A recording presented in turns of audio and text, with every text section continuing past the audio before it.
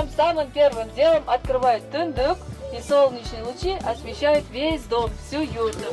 А если шел дождь или ночью, они могли просто ее прикрыть снаружи на завязке. Внутри также все утеплялось войлоком, а самым почетным местом в доме считался тыр. Напротив входа тут стоял сундук. Этот сундук выполнен из дерева по очень старой технике, без единого гвоздя. Над ним возвышалась такая стопка одеял, называется она джук, и по нему даже можно было определить достаток в семье. Если они были сделаны из дорогой ткани, их было много, значит это была богатая семья. От тыра сама юрта делилась на правую часть, мужская. Здесь спали мужчины, стояли конные принадлежности, оружия были. А левая часть, это была женская сторона. Здесь сидели наши бабушки, вышивали ковры, готовили также здесь. Вот стоит кухонная утварь. И среди них есть ручная мельница, называется она джаргалча. Наши бабушки всегда ее крутили на себя, и два камня висели с противоположной стороны. Наши бабушки всегда ее крутили на себя. Таким образом завлекали богатство, благополучие в свой дом. Юрта имеет округлую форму, и говорится, что в доме, где нет углов, не может быть раздора и печали. И действительно, семьи были очень крепкие, дружные, и когда звали многих гостей, устраивали интересные игры. Подождите, мы с вами тоже сыграем в одну игру, называется она «Уркесе», что в переводе означает «поющая чаша». Да. Брали такой кувшин или любую другую посуду, и туда могли налить много разной еды. Все перемешать, и человек, который не хотел участвовать, он должен был выпить содержимое. И давайте с вами тоже попробуем сыграть в нее. Кому передали этот кувшин, должен был спеть песню и затем передавать дальше. Итак, пожалуй, да, начнем откуда? Желтая кофта. А пустой нельзя было передавать. Это сейчас как символично просто, да. Заходите вовнутрь. Мы играем в игру. Кому передали этот кувшин, должен спеть песни и затем передавать дальше. Так, начнем с вас, пожалуйста.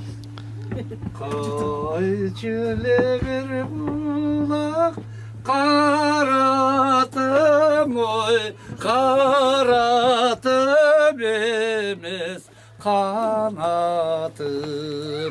Kalın bir elden içinden ay, koy kalava turçun ay adatım. Hep bulam yakaladım. Азербайджанскую? Да. Saçını cürmezdir,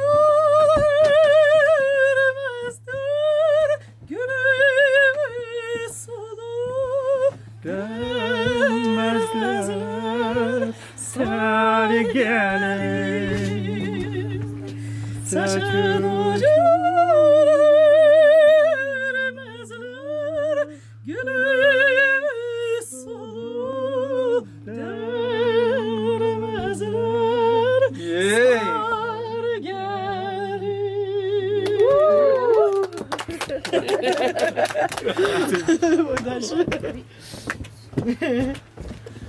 Sağınam gana seni ay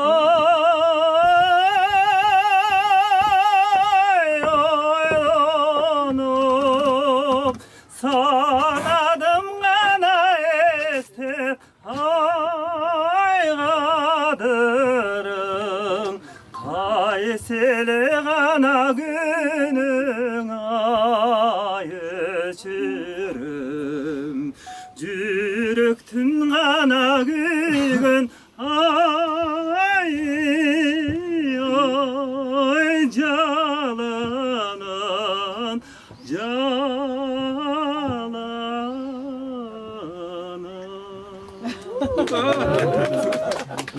Sizge ayha.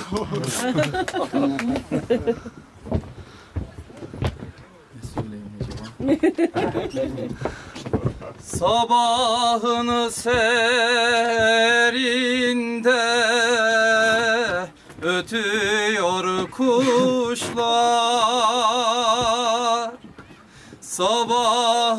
serinde ötüyor kuşlar, balından yorulmuş o sırma saçlar. Balından yorulmuş o sırma saçlar.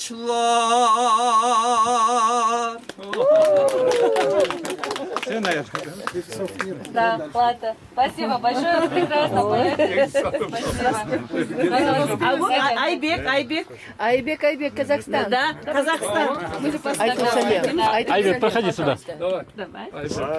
Barken жерден атым арал деген, әр жерде еттім сайран кезіп жүріп, ісіне құрба құрдас зар илеймін. Тамаша құсны қорлан қос қыз көріп, айқай арман қосын қорлан. Екеуі туған екен бір анадан.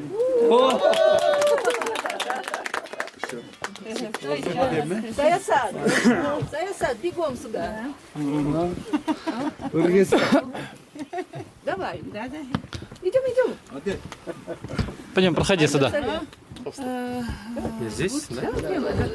Об этом знает наш замминистра. Сейчас я узнаю. Айтам сәлем халам хас, саған құрбан мал мен бас, сағынғаннан сені